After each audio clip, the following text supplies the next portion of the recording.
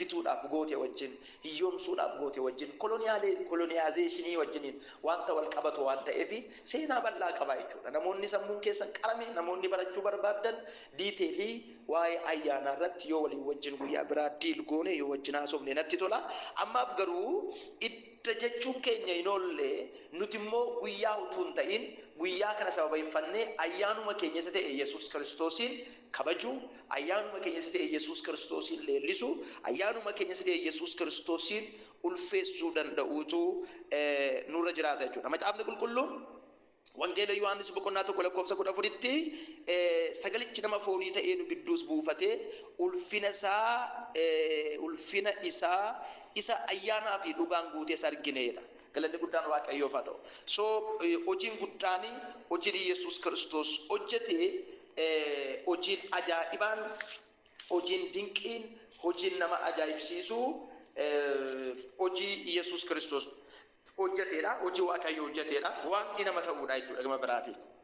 Galanni guddaan Waaqayyoof haa ta'u. Akkuma beekamu kan hin baay'ee jaalladhu torbeen kun torbee kennaa jedhamee beekama. Torbee kennaa kan inni jedhameef Waaqayyo tokkicha ilma isaa Yesuus Kiristoosiin otoo hin mararsiifatiin waan nuu kenneefi tokkicha ilma isaa Yesuusiin otoo hin mararsiifatiin waan nuu laateef dabarsee waan nuu kenneefi isa sana sababeeffachuutiin namoota gargaaruudhaa, hojii wangeelaa hojjechuudhaa,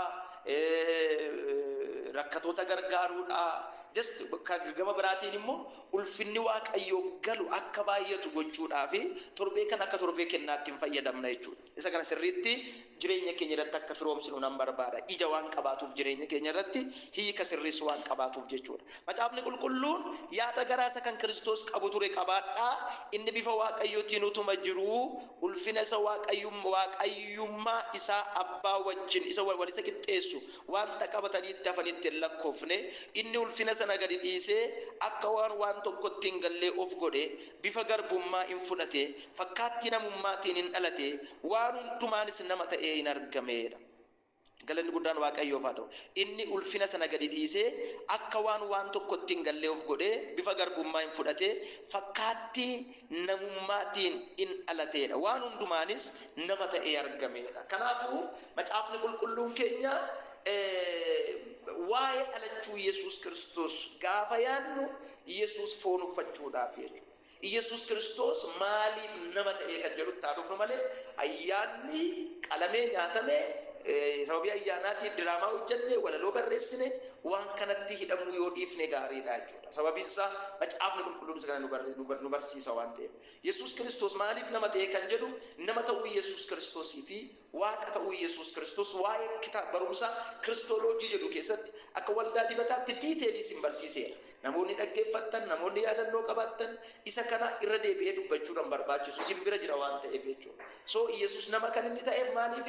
Yesuus Kiristoos waaqa kan inni ta'eef maaliif kan jedhu namaaf waaqa gidduu galuudhaaf argitanii ba'aa namaas miira Waaqayyoos walqixa hubachuudhaaf aarsaa Waaqayyo barbaadu dhiyeessuudhaaf qulqulluu kan ta'e yakka kamirraa bilisa kan ta'e isa waan ta'eef Waaqayyo aarsaa Waaqayyo barbaadu sana dhiyeessuudhaaf nama ta'uun ba'aa namaa hubachuun dadhabbii namaa hubachuuf dadhabbii namaa keer gochuudhaaf dadhabbii namaa gargaaruudhaaf nama ta'uutu isarra jira jechuudha.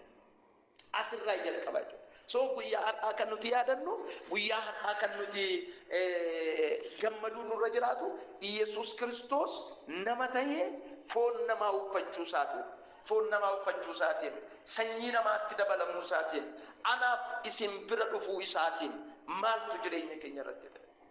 Maaltu jireenya keenya irratti ta'e? Jijjiirama akkamiitu jireenya keenya irratti ta'e? Galanni guddaan Waaqayyoof haa ta'u. Isa kana sirriitti bira geenyee macaafa qulqulluu keenya keessaa dubbisuu danda'uutu nurra jiraata jechuudha. Waaqayyo uumama kam caalu nama wajjiniin hariiroo dhiyoo barbaada. Hariiroo dhiyoo qabas. Kunis uumama isaarraa jalqabee macaafa seera uumamaa boqonnaa 1:26 gaafa laaltan koottaa nama akka bifa keenyaaf akka fakkaattii keenyaatti uume. Akka bifa keenyaaf akka fakkaattii keenyaa jechuun akka ulfina keenyaa fi akka amala keenyaatti jechuudha. Argitanii bifa Waaqayyooti inni jennu ulfina Waaqayyooti jechuudha. Miidhagina Waaqayyoo, simboo Waaqayyooti jechuudha. Naatoo Waaqayyooti jechuudha. Ayyaana Waaqayyooti jechuudha. Waaqayyo danjeessaaf ayyaana isaa hin kennin.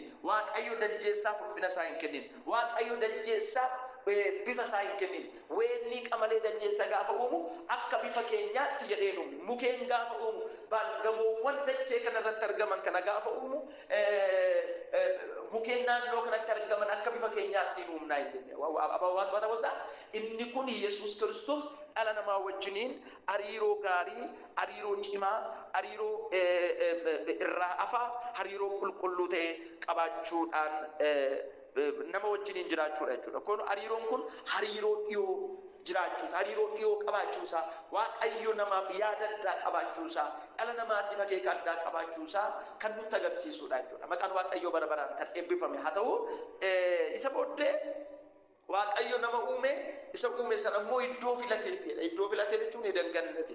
Eden Gannate jedhamu joyful place yookiin immoo lafa boqonnaadhaan guute, lafa aara galfiidhaan guute, lafa nagaadhaan guute, lafa boqonnaa fi eebbaan guute jechuudha. Maqaan Waaqayyoo bara baraan kan eebbifame haa ta'u. Lafa sana filateefidha. Waaqayyo dhala namaatii fi iddoo kaa'uu filatee jechuudha. Inni kun maal inni ulfinni Waaqayyoo dhala namaa bira dhufuusaa, ulfinni Waaqayyoo dhala namaatiif qoodamuusaa, Waaqayyoo dhala namaatii fi hariiroo fayyaalessa qabaachuusaa karaa ittiin arginudha jechuudha. Galanni guddaan Waaqayyoof haa ta'u. Nama foonii ta'eedha. Sagalichi nama foonii ta'ee nama nu gidduu hubate. Ulfinni isaas isa ilmi tokkichi abbaan isarraa argatu tureedha. Galanni guddaan Waaqayyoof haa ta'u. Kuni abdii guddaa isa saba dukkana keessa jooraa tureef galameedha.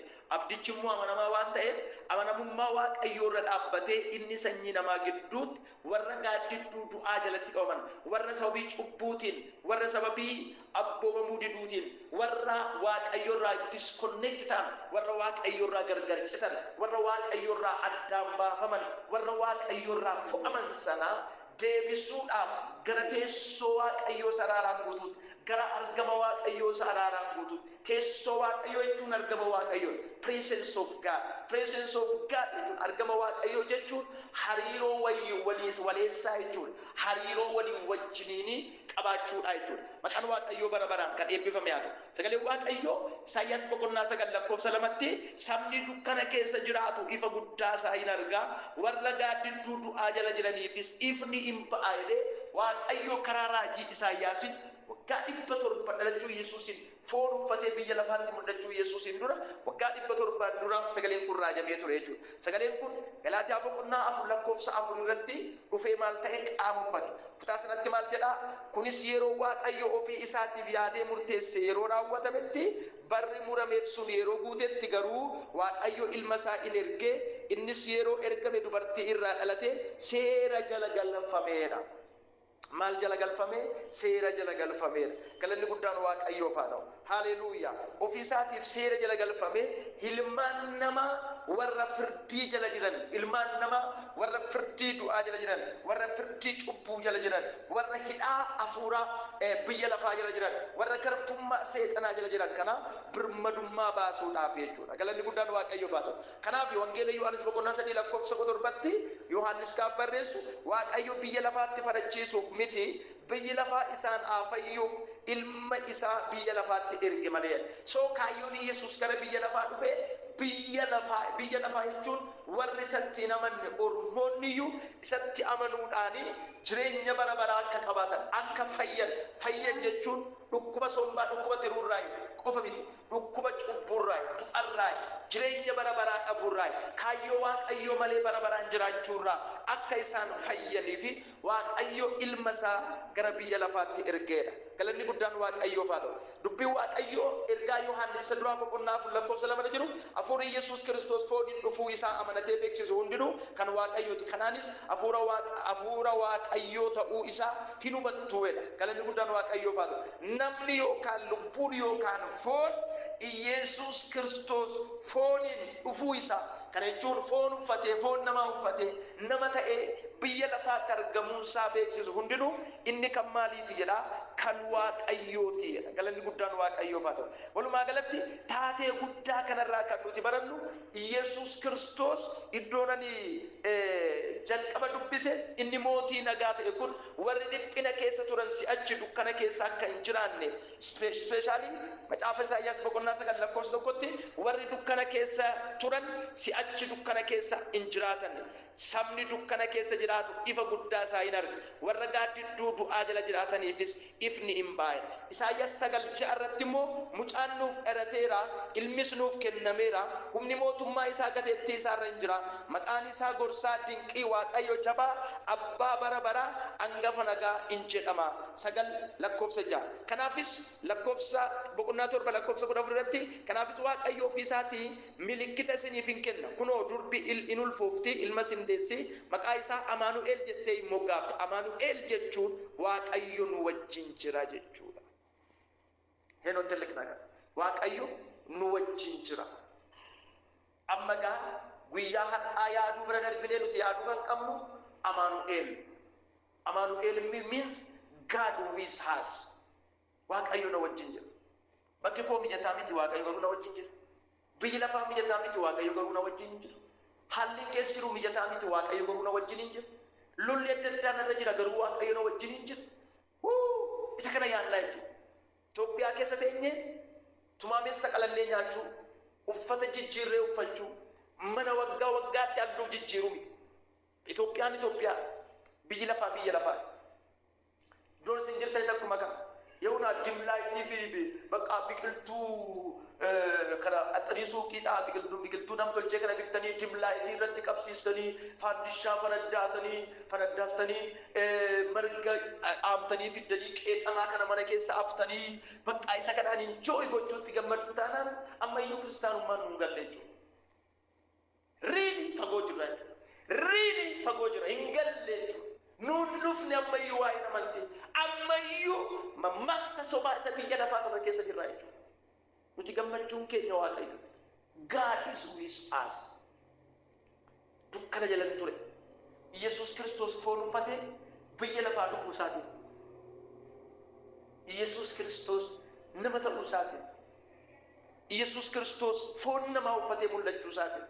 Yesus Kiristoos dhala namaatti dabalamuu isaatiin. Yesus Kiristoos biyya lafaa kana irratti argamuu isaatiin. An abdii kan hin qabne abdii argadha. Diina Waaqayyoo kan ture, fira Waaqayyoo ta'e, maatii Waaqayyoo ta'e, cubbamaa kan ture, qajeelaan ta'e. Haleluuyaa. Boqonnaa bara baraan qaba. Boqonnaan koo guyyaa irratti utuu hin ta'in isa guyyoota hundumaa keessatti aaraa ta'e. Yesuus irratti.